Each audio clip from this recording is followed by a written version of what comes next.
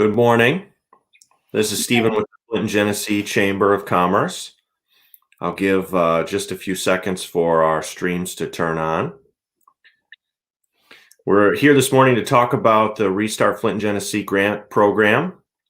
Thanks for joining us. This morning we have Christina Johnston. She's our COO here at the Flint Genesee Chamber of Commerce.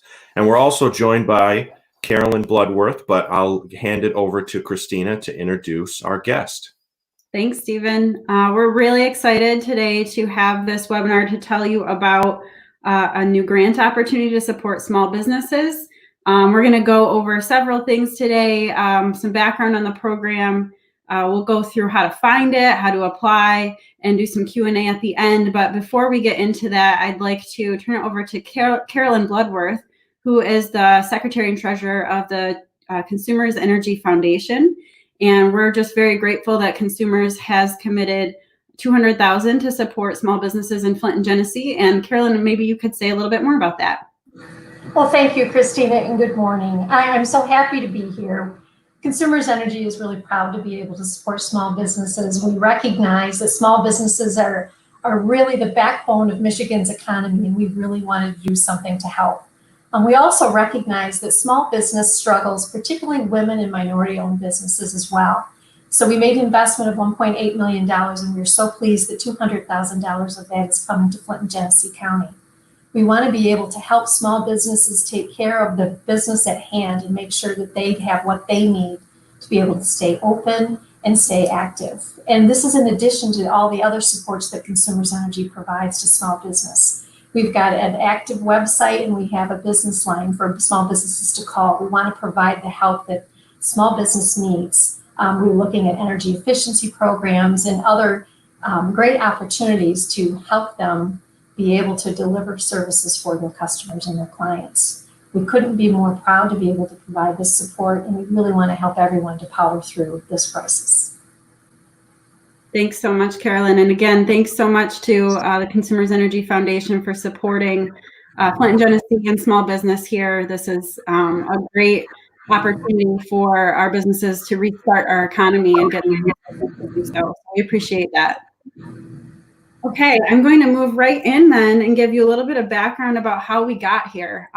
Many of you have been tuning into webinars or keeping track of all of the programs and services that the Chamber has been providing. And some of you probably participated even in different surveys or applied for other grants that we have been making known. So we appreciate all of the feedback that we've gotten. We've been utilizing your input and listening to you about what the needs are in the community.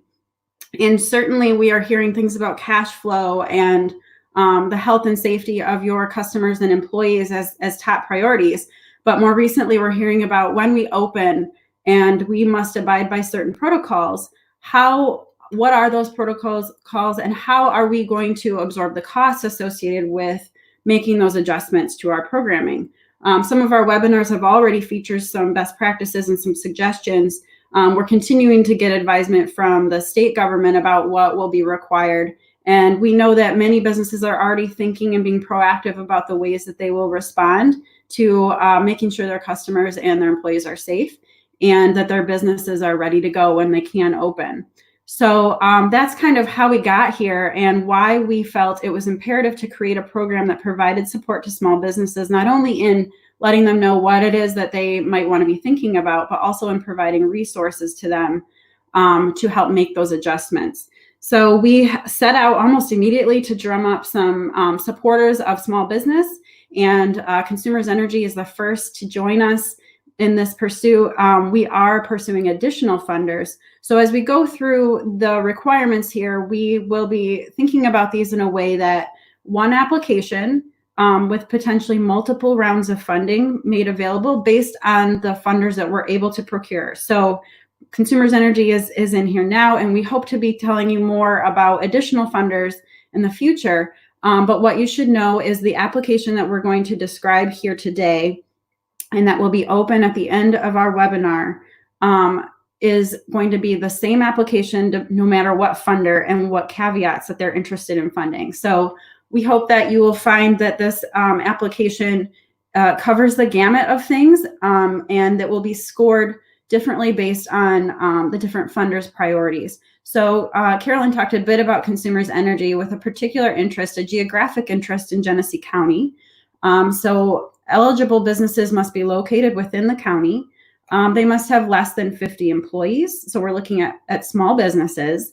They must be integral to their community. So we're looking for businesses who have a significance. They're providing a good or a service to a community that needs it, that if they were not there, that there would be a missing link or a missing resource available to residents, that there are implications for employment. So if there will be losses of employees or have already been, if there's been economic hardship, which is true for most small businesses right now, those are the types of things that you'll want to demonstrate in your application. There are some other things to consider as well.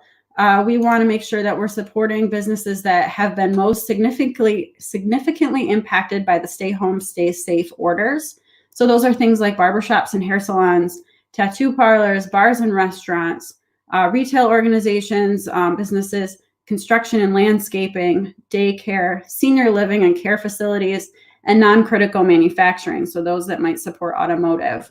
Some of these businesses are opening already and maybe have purchased some PPE or made some adjustments, but we anticipate that there will be continued need to make these adjustments and replenish supplies. So these funds will be for expenses going forward to make sure that you are doing all the things that you need to do to have a safe reopening. So those are some of the basic requirements. You will be asked, and we'll go through this in the application, but you will be asked about your application to other loan programs or the Paycheck Protection Program, the EIDL loans, the MEDC grants that were administered through the chamber but provided through the state. Those questions are there for informational purposes. If you've applied, doesn't mean that you won't get this or that it'll count against you. We are simply trying to understand how businesses are pursuing additional resources to support them. So it's not going to preclude you from getting this grant opportunity. It's for informational purposes only. So please provide that, and that will be part of the application. With that, I think I'm going to go ahead and turn it over. We're going to look at our website where I can show you a bit about what to expect. So you can see on your screen, this is our main page of our website, and there's a little link here for Restart Flint Genesee Grant Program. When you click on that, you're going to come over to, here we go, let it load. This page here, this is a new page. You'll see this is amongst the rest of the services that we put together in response to the COVID-19 pandemic. I encourage you to be checking these out. They're great resources here, including the webinars and training. So even if you are not funded by the grant program, you might find some very valuable resources that could help you reopen your business or respond to other programs and resources that are out there. You'll see here some information about our program, the press release that maybe you already have seen, frequently asked questions, which should give you a little bit more information about eligibility or other things that might come up in your mind. Talks a little bit about the criteria here. What you will see coming up is a link right here for the application. So that's where you're going to go in and apply. There are no attachments required for this application. So in the past, you may have applied for other grants or loans and been asked for P&L statements or other items. We are trying to reduce barriers to application. So this should be a fairly simple process. No Excel spreadsheets, no specific software required. You may be able to do this from a mobile device. You should be able to. It might be easier to do it from a computer in terms of typing, but we want to make sure this is a simple process with as few barriers to submitting as possible. You'll see here, obviously, the webinar for today and some recognition of our funder, Consumers Energy Foundation. So I'm going to go ahead and take us right into the FAQ document, which again restates some of the things I've already talked about with eligibility. These grants are for up to $5,000. They are very competitive. We have $200,000 from Consumers Energy Foundation. We are hoping and expecting additional resources to come in to support that. But we know $5,000 is maybe a relatively small amount to some businesses, maybe it's a lot to others. So we had to be careful about how much we were able to give out to support a broad spectrum of businesses across our county. You may ask for $5,000 and be funded for less than that. And we'll talk a little bit later about process and review. But we encourage you to be thoughtful of how much you need that you would be using and think about what it costs for you to restart. So you can ask for $5,000, but you will need to justify that expense. And you might not be fully awarded because we are trying to stretch as many dollars as we can across the county. Okay, so if you've applied before, we are going to ask that information, we want to know if you were successful. There's a little bit of a data lag for us, and we are trying to understand the needs and the pursuit of resources of our small businesses locally.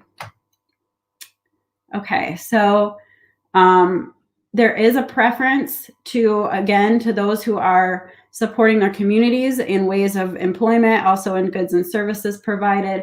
And sometimes we know that small businesses in particular can be the identity of a community. They can really make up the personality of a community. So the ways in which you can describe that in your application will go a long way in your success. So the types of fundable activities or purchases, again, you will need to provide at the end of your grant, you will need to provide documentation of these expenses. So be prepared for that. And also these must be expenses going forward, not retroactive. But you could purchase things like PPE, personal protection equipment, masks, gloves, hand sanitizer, all of those things that you might need to have available for your staff and customers. You might need to purchase additional cleaning services to sterilize or deep clean facilities, or maybe that needs to happen more frequently than it had in the past. You could purchase cleaning supplies. Those are some of the real obvious basic things that a business might need to purchase. But we know that there are lots of other adjustments businesses might be making, like point of sale systems that are no touch. There might be adjustments you need to make to your aisles between your food aisles or other produce aisles. You might need to be thinking about table spacing if you have a restaurant, and that might mean some different things to the way you need to adjust your space. You might need to purchase disposable menus. There's so many different things that might be specific to your industry that you might need to make adjustments for. So we want you to tell us. We've given you a few examples and suggestions of things to think about, but we know that we don't know everything about your industries. So if there are specific things that you need to do that will ensure that you are protecting your staff and your customers and reassuring customers that there are safe practices happening in your business to give them some confidence, then those are the types of things that you should provide information about. Okay, so we talked about not doing reimbursement. We are going to go through the application, so you'll be able to submit those applications online. And you don't have to send it to an email. It should be fairly easy. The way the review will work is we are going to do this in rounds, and we're hoping, as I said, to get additional dollars coming in. So the first round will close on May 24th at midnight. It's a Sunday. We are hoping at that point we will have probably lots of applications. We will filter those to make sure that they are complete applications, that the criteria is met, and those will then be reviewed by a review committee from outside of the chamber offices. And we anticipate that there will be county representation from across the county to help review those applications and ensure that we're making the best choices with the finite resources that we have available. Not eligible businesses are those that are franchises. Critical manufacturing, industrial-based firms, transportation, logistics, financial services, legal services, real estate or landlords, farms, any kind of cannabis, casino, strip club, liquor store type businesses, medical offices, and nonprofits. Those are not eligible to apply. That's not to say that the list that we have that it is eligible is all inclusive. We couldn't cover every single industry in these lists. if you are not in the not eligible list, but not seeing yourself in the eligible list, you may want to apply anyway, and that would be something that we would consider. But for the most part, the list of eligible business types is where most of our energy will be focused. Okay. Why not franchises? We're really focusing on those smallest businesses that have been impacted by the Stay Home, Stay Safe executive order. And those that are independently owned and operated. So those smallest businesses. And I'm going to skip through some of these. We will be releasing the names of the grantees once we have made it through the review process. And those grants, if you are granted, you will be completing grant paperwork that you'll have to sign. This is pretty typical for any grant. You will need to provide documentation of those expenses. We will be sharing more information, or really repeating this webinar for those who maybe couldn't attend on May 15th, next Friday. So at the same time, same place. So if you know of others that might be interested, please refer them to the next webinar that we will be sharing this information again and being able to answer questions again. Okay, so I'm going to take us through the application. And then we're going to go on to Q&A. So if you have questions, start thinking those through, and we'll go through some of that detail. Okay, let me bring this up to the top here. So when you go into the application, there are some qualifying questions that you'll have to answer that will give us enough information to know, do you qualify? So that's what you're going to see here. And that will help us determine, and the rest of the application opens up to you if you are completing that in a way that shows that you are qualified. If you cannot submit digitally, if there's some sort of technical barrier to you, you may download the form and mail it in, but we would need that by Friday, May 22nd, in order to qualify for the first round of review. So now we're going to get right into the application. The amount requested, we're going to ask that right off the bat, along with some business information. Carolyn mentioned that consumers is looking at businesses who have potentially some barriers in normal circumstances, women-owned businesses, minority-owned businesses, potentially businesses located in underserved areas where there might be higher concentrations of poverty or a lack of goods and services available to them. So those are the types of things that you're going to want to highlight. Those may be, those would be coming out in the scoring process as beneficial to your success. So basic business information, you do need to be an established business. We get this question a lot. It's kind of the am I a business question. If you have an EIN number, if you have an LLC, an S Corp, that's how we know that you're a business, and we will be verifying that. So you should have a registered business in order to qualify. You'll see some basic questions about being in good standing. We do check that through the licensing administration at the state. Again, letting us know if you've applied for other things. This is the part I'd really like to emphasize the importance. So, and I'll tell you, my background is a grant writer. So I am particularly passionate about good grant writing, and we don't expect you all to be phenomenal grant writers. You're running businesses and typically don't have to apply for charitable purposes. But I can tell you just some tips and tricks. It goes a long way to make sure that you're descriptive in your answers. Don't be too wordy, be concise, but make sure what you're talking about gives us a good picture of your story. So in these particular areas where there's a little bit more narrative provided, we're going to want to know with enough detail to judge and score how your business is valuable to your clients and neighborhoods served. So you can speak to how you sponsored the baseball team in the summer, or how you're the only grocery store within a certain radius, or how your clients and customers have come to rely upon you over the years. There's so many different ways that you might be descriptive of how you've become instrumental in your business or in your community. So please take the time to write that. Remember, this is a highly competitive grant, and the more information you're able to give us about your business and your story, the more likely you are to succeed. We also want to know what is the need? Why is the need so great for your funding? So how have you been impacted? This will definitely be for scoring purposes, but also as we want to tell the story of our businesses in our community, this helps us paint a picture of how businesses have experienced economic hardship and makes the case for us to solicit additional resources to support you.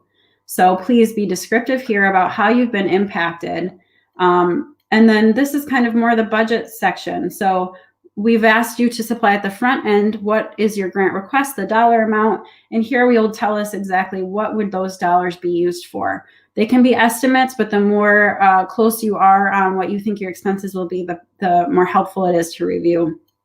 We're going to ask some basic information about your employees. How many did you have as of March 15th? And then, as of today's date. So we'll be looking at some losses and changes you've made to your workforce. Also great information for us to explain how our local businesses have been impacted. Some financial information will be required. We are not asking for P&L statements, but we do ask that you have, if we were to go back and look for those records, that those would be available to us. So make sure that you're using correct numbers as you put in your annual revenue for the past 3 years. And then again, your estimated revenue loss, this is an estimate, but will help us determine your economic hardship, but be as accurate as possible. Okay, so, and then we're going to project out. So what are your typical earnings in those months and that you might be projecting to lose over the next 3 months? It will be a difficult question to answer when we don't know so many things, but we encourage you to do your best to make those estimates. Some assurances for the agreement, and it's as simple as that. You will just submit the application at that point. I encourage you to get those applications in as soon as possible. We do hope to have multiple rounds of funding, but I think it will be imperative that the sooner the better. So I would encourage you not to take too long or wait for additional rounds. Do complete the application at your earliest convenience, and do provide as much information about your business and your economic hardship and the way that you are influential to your community, as well as how you would use the dollars. So those are some key features of the application. And with that, I think, Stephen, we can go ahead and take some Q&A. I had to unmute. I don't know how many times I've made that mistake. Everybody has these days. Thanks, Christina. We do have a few questions. We'll jump right in. Okay. One is, do you want subcontractors included in the employees section? Good question. What I think I would encourage you to do is include people on your payroll, but in the description of your economic hardship, you may want to describe the ways in which your subcontractors have been impacted. Thank you. Next question. In the case of a salon, which is booth rental, do you consider them employees? Most of those folks should have their own business license is how I've understood those to work. So if you yourself are a business and you rent a booth to carry out your services, then you would apply from your business. What about new or 1-year businesses? You can apply. I think that part of what we will be looking at, though, is commitment to the community over time. So we do want to see what you've got and how you've been impacted. I know it's very difficult to get a business started, so please do apply. Provide as much information as you can. Longevity will be something that helps us understand how you are impacting or committed to your community. If you have more than one business, do you apply for each business? If you have a separate EIN number, separate business license for each one, or separate registered business, you can apply for each one. Okay. So far, so good. Yay! I feel like I've known what I've had some answers. So, and I just to note for everybody, we are building this program as we go here, and there may be questions we don't have answers to, but we are doing our best to be thoughtful and listen to the feedback from you all. So. We're doing our best here, and please let us know if we can't answer. We'll do our best to figure those answers out. Next question: in filling out the form, do you count them as the employees on this application? Booth renters, I think, is what she's referring to. So this would be what, a salon that has booth renters? Yep.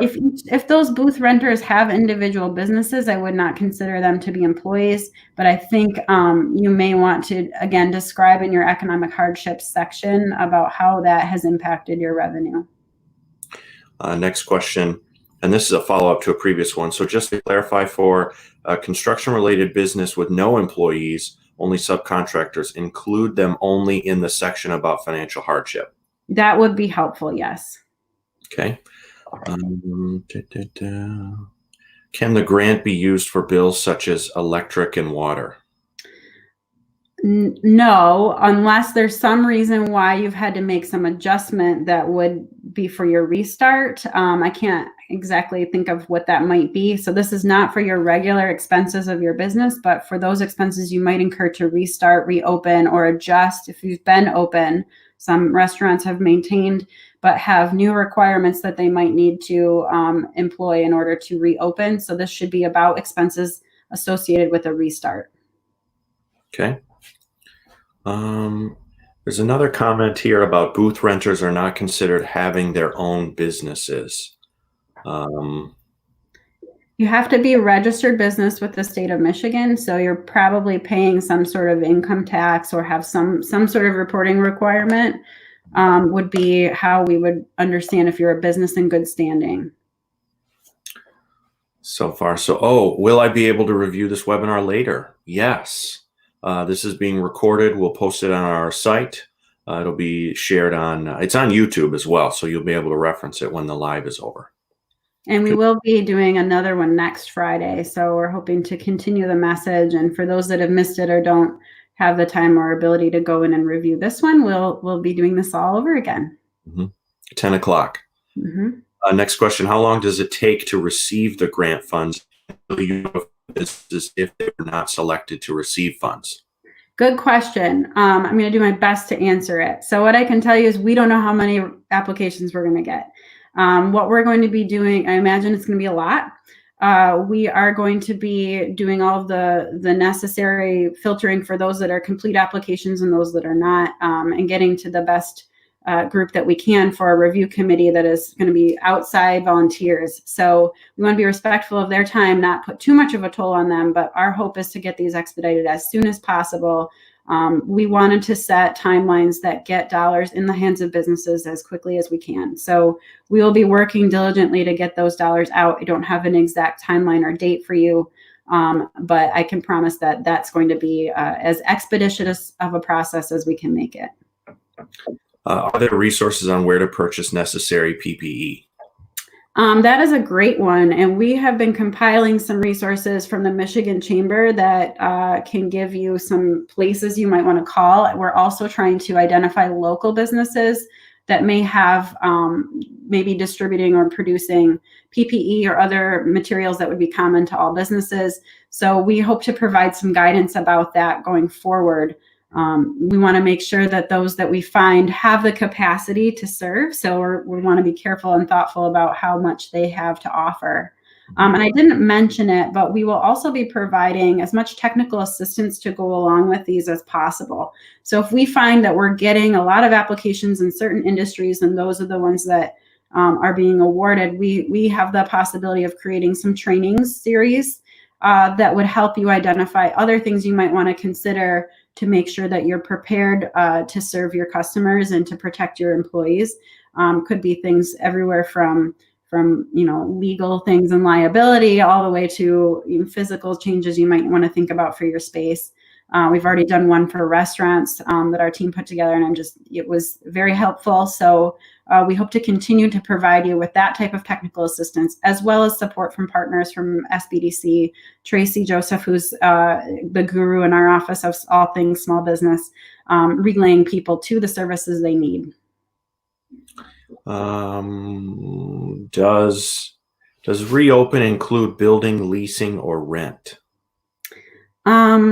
I would say no. So if this would be a traditional expense that you would always have, that's not exactly what we're looking for. We're looking for costs associated with reopening your business that you might not have otherwise incurred. Banquet centers, are they included? Yeah, I would say that you would yes, I would go ahead and apply. We haven't explicitly called that out, but surely you've been impacted by this, and we would want to hear about that economic hardship you've experienced, and probably, I imagine, are waiting for lots of additional advisement from the state government about opening. So I would apply.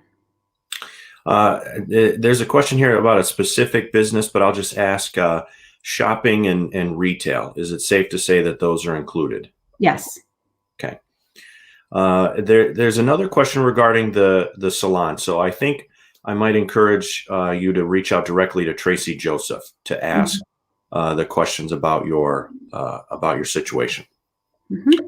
Another question: if you received funding through SBA PPP program or EIDL, can a business still qualify? Yes, we do encourage you to apply. It will not, if you were funded or you applied, that's not going to prevent you from being funded through this program.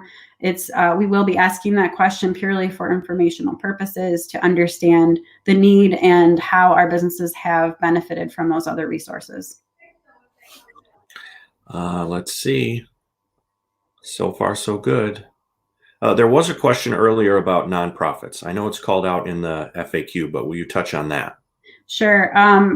The Chamber is first and foremost an advocate for business. And as we build programs that support small business, that is the space that we have allocated our resources. There are additional resources available at the Community Foundation of Greater Flint for nonprofits that have urgent needs. So we encourage nonprofits to look at that as a resource. But this particular funding opportunity does not include nonprofits. I'm texting our social people. We're going to share Tracy's contact info in the chat.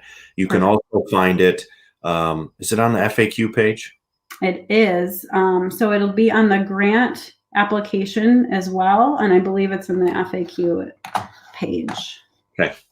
And we'll go ahead and share that. Also on the FAQ page at the very bottom of that, if you're looking for technical assistance, Tracy Joseph is your contact for making your way through the application. But we've also referenced Janice Mueller at the Michigan Small Business Development Center, who is a great resource, not only for trainings, but also for developing your business plan, cash management, and a whole host of other things that might help you with your business apart from this grant program. Let's see. We'll give it a few more seconds for any questions. But as we mentioned earlier, this recording will be, you can find it on YouTube, Facebook, and we'll share it to our website as well. Mm-hmm. Next question: would valet parking service with attendance be considered for the funding opportunity? I would say apply. If we haven't explicitly said you're not eligible, then I think that you should go ahead and apply. We've called out the ones that we could see would have obvious implications by being closed by the Stay Home, Stay Safe order. If we haven't included you, then I would encourage you to apply. Another one: would replacing floors be sanitation purposes be considered reopening expenses? If you can explain how that is something that's going to be required or needed to do as a result of reopening, or to make sure there's some sort of consumer confidence, that would be something you can justify in your expenses. Thank you. I guess, Christina, we'll go ahead. Do you have any closing comments before we conclude? The only thing that I would close with is to let folks know that we are really working hard at the Chamber and with many partners to address the crisis that goes beyond health and really is about our local economy. And we know small businesses are really an important element to that. So while our resources are finite, we are doing our very best to secure as many resources as possible, provide not only dollars, but learnings that could help you. So I would ask that folks stay tuned to the webinars that we have available. Check out our website frequently for additional resources. Share this information. So you might not have a business, or you might find you're ineligible, but might have a neighboring business that you think should apply but has not heard about this opportunity. So please feel free to share it on social media, and just as much of word of mouth as we can do these days. We encourage you to let people know about this. We do expect a lot of applications, and it will be quite a challenge for our team to get through them, but we are committed to making sure that as many resources as we can get out to support our small businesses and increase their likelihood of success, that happens. This is a fun little thing I can do. Thanks, Kelly. Ooh, Positive feedback. I'll take it. Thanks, Kelly. Okay. Oh, wait, we'll do one more. And then Okay. any other questions? Tracy Joseph is your person, and her contact info is in the comment section and on our site. Again, last question. Building leasing has to be paid since shut down. Oh, wait, that's not a question. Well, it kind of is. Building leasing shut down. Can that be part of the qualification? I'm not sure exactly what you mean by that, but if you're saying a retroactive expense, no, we can't reimburse for expenses already incurred or paid out. It would be for forward-looking expenses associated with reopening. Okay. That is what we have for you today. Thanks, Christina. Thank you. Consumers Energy and the Consumers Energy Foundation, and Carolyn for being on with us today. Just to recap everything, find the information on our website right on the homepage. Restart Flint and Genesee grant program information. Tracy Joseph is your technical contact for questions. The webinar has been recorded. We'll post it on our site as soon as we're able to. And as Christina said, share this. We're doing this again next week on Friday to answer more of your questions and give you another update. With that, thank you. Everyone have a great day.